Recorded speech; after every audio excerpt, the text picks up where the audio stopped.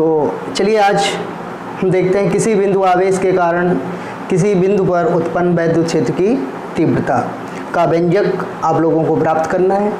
चलिए इसको हम प्राप्त करते हैं। तो क्या डेरिवेशन है? किसी बिंदु आवेश के कारण, किसी बिंदु आवेश के कारण किसी बिंदु पर उत्पन्न वैद्युत क्षेत्र की तीव्रता। वैद्युत क्षेत्र की तीव्रता के लिए आपको क्या चाहिए? वैद्युत क्षेत्र चाहिए।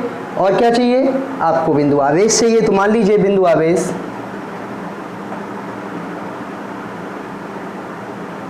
Q, और यहां पर मान लीजिए बिंदु क्या है? P। ये बिंदु मान लीजिए आप O। इस बिंदु पर क्या रखा है? परीक्षण आवेश Q नॉट। तो आपको इस P बिंदु पर, इस P बिंदु की क्या ज्ञात करना है? वैद्युत क्षेत्र की तीव्रता। तो O से P तक बेटा कुछ डिस्टेंस होगी, इसको आपने मान लिया R, ठीक है।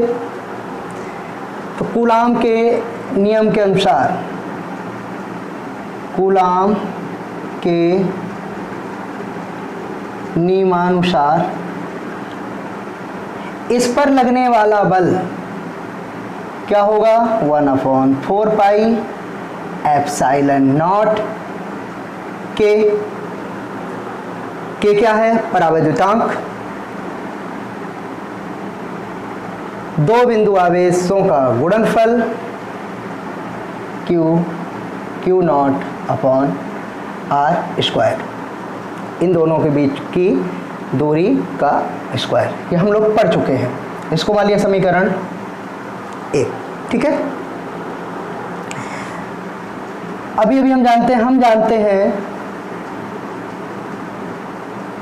हम जानते हैं कि E इक्वल टू वैद्युत क्षेत्र की तीव्रता इक्वल टू क्या होता है? परीक्षण आवेश पर लगने वाला बल बटे परीक्षण आवेश। इसको क्या मान लो आप? समीकरण 2 मान लो, ठीक है। चलिए समीकरण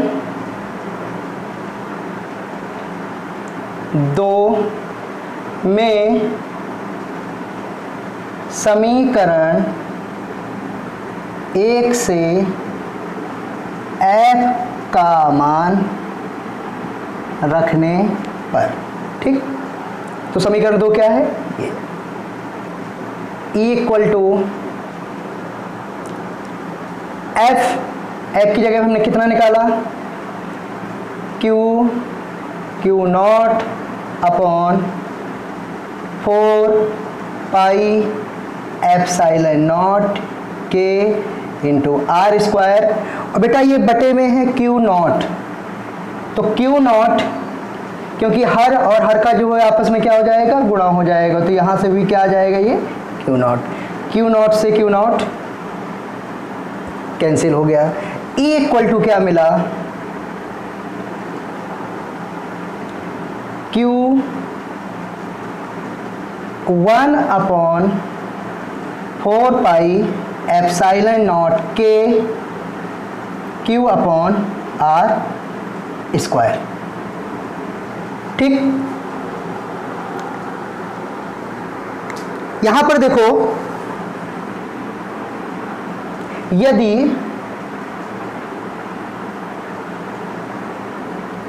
माध्यम वायु या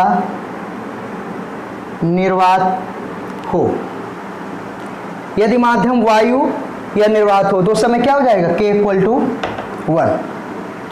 तो हमारी वैद्युत क्षेत्र की तीव्रता का व्यंजक क्या आ जाएगा? 1/4 पाई एप्सिलॉन नॉट का मान आप जानते हो, Q अपॉन R स्क्वायर। ये आ गया जब इनके बीच का माध्यम क्या हो? वो या तो निर्वात हो या तो क्या हो? वायु। फिर से समझते हैं कि इस बिंदु के कारण, इस बिंदु आवेश के कारण इस बिंदु पर हमको वैद्युत क्षेत्र की तीव्रता निकालनी थी। तो इस बिंदु पर हमारा मान लीजिए परीक्षण आवेश Q0 है, Q0 को हमने परीक्षण आवेश माना। तब अगर और इन O और P की हम दूरी देखें तो हमने मान लिया दूरी है R। अगर इसमें हम कूलाम का नियम अप्लाई करें तो कूलाम जी ने क्या कहा था, F इक्वल टू यानी कि इनके बीच लगने वाला बल वो क्या होता है, इनके गुणनफल के अनुक्रमानुपाती और इनके बीच की दूरी के होता है, वर्ग के व्युत्क्रमानुपाती होता है। तो इसको हमने समीकरण 1, ये कोई नई चीज़ है नहीं है। इसके बाद अभी थोड़ी देर पहले हम पढ़े हैं कि आप देखो इस पर लगने वाला, अगर हम आपसे पूछें कि बताइए इस स्थिति में वैद्युत क्षेत्र की तीव्रता क्या होगी, तो मैं आपसे क्या कहूंगा कि इस पर वैद्युत क्षेत्र में इस परीक्षण आवेश पर लगने वाला वैद्युत बल और इस परीक्षण आवेश का अनुपात वैद्युत क्षेत्र की तीव्रता कहलाएगी। तो इसको समीकरण 2 मान लिया। समीकरण 2 में मैंने क्या किया, समीकरण 1 से वैल्यू पुट कर दी और बाद में मैंने माध्यम वायु या निर्वात ले लिया, तो आपका ये व्यंजक प्राप्त हुआ। और अगर माध्यम कुछ और हो, जैसे आपका जल हो या तेल हो, तो उसमें आपको क्वेश्चन में दिया जाएगा कि उसका माध्यम ये दिया गया है, तो उस हिसाब से के की वैल्यू उस जगह पर वो पुट करेंगे। ठीक है, तो ये आ गया आपका किसी बिंदु आवेश के कारण किसी बिंदु पर, बिंदु P पर उत्पन्न वैद्युत क्षेत्र की तीव्रता का व्यंजक। ठीक है, चलिए इससे रिलेटेड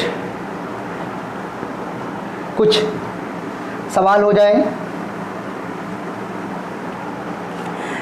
सवाल नंबर पहला क्या कह रहा है, 5 × 10⁻⁴ कूलाम आवेश पर, मैंने आपको बताया सवाल लगाने का तरीका, कूलाम आवेश पर इतना बल लग रहा है, 2.25 न्यूटन बल कार्य करता, उस बिंदु पर वैद्युत क्षेत्र की तीव्रता का मान ज्ञात कीजिए। सवाल कुछ इस तरीके से कह रहा है कि यहाँ पर देखिएगा, ये है बेटा वैद्युत क्षेत्र। ठीक, अब यहाँ पर बात समझना है आपको कि Q का मान दिया है कि Q0 का मान दिया है, ये जरूर ध्यान रखिएगा। तो बेटा Q0 का मान यहाँ पर है कि Q का मान है, जिस पर बल लग रहा, बल किस में लगा करता है, बल लगा करता है आपका Q0 पर, तो ये दिया है Q0 का मान। तो Q0 का मान क्या है आपका 5 × 10⁻⁴, ये फिगर बनाने से मतलब नहीं है। और F इक्वल टू कितना दिया है, 2.25 का मात्रक क्या है, कूलाम है, उसका मात्रक न्यूटन है, कोई दिक्कत नहीं है। मान लीजिए यहाँ पर माइक्रो कूलाम होता तो फिर परिस्थितियाँ कुछ दूसरी हो जाती। F इक्वल टू ये दिया, तो क्या कह रहा है, उस बिंदु पर वैद्युत क्षेत्र की तीव्रता ज्ञात कीजिए। हम जानते हैं E इक्वल टू क्या होता है, F/Q0। E है, सॉरी E नहीं दिया है, F है 2.25 और ये है 5 × 10⁻⁴। इसको आप ऊपर भेज दो तो 2.25 × 10⁻⁴ बटे ये क्या हो जाएगा, 5 हो जाएगा। यहाँ से 2 जीरो कम हो जाएंगे तो दशमलव इसका कम हो जाएगा, तो कितना हो जाएगा, 225 × 10⁻² बटे 5। 5 से इसको काटो, 5 चौके 20 सम 25 × 100, तो बेटा ये क्या हो जाएगा, 4500। और इसका मात्रा क्या होता है, न्यूटन प्रति कूलम।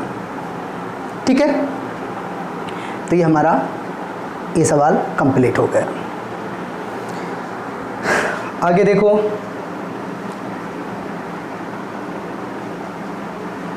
तो चलिए देखते हैं दूसरा सवाल। दूसरा सवाल क्या कह रहा है, एक इलेक्ट्रॉन के कारण निर्वात में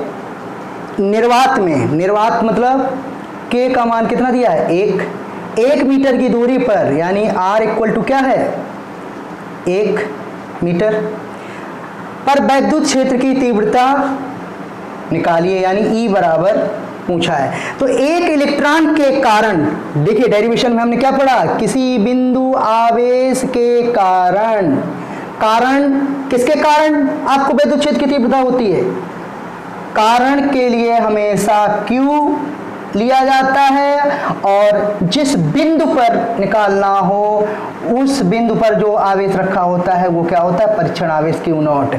तो यहाँ पर इसने ये तो कहा नहीं कि इससे आवेश पर इतना बल कार्य कर रहा है या कुछ और, उसने कह दिया है एक इलेक्ट्रॉन के कारण, तो कारण में आपका क्या हो जाएगा Q। तो ये Q बराबर कितना दिया है,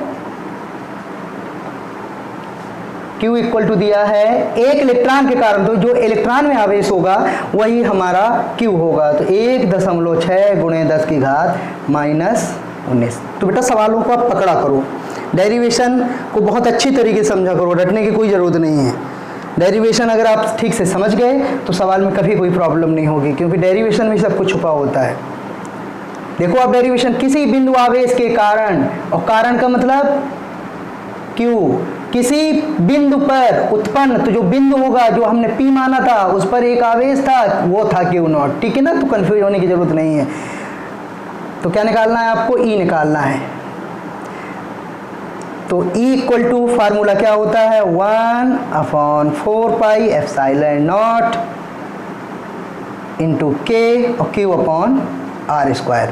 तो बेटा K का मान कितना दिया है, 1 दिया है, एप्सिलॉन नॉट का मान आप पढ़ चुके हो, पाई का मान जानते हो, और जो है Q का मान हम जान गए हैं, R का मान जान गए हैं, आपको केवल रख के सॉल्व करना है, ठीक है ना। तो इतना आप ट्राई कर सकते हो, ठीक।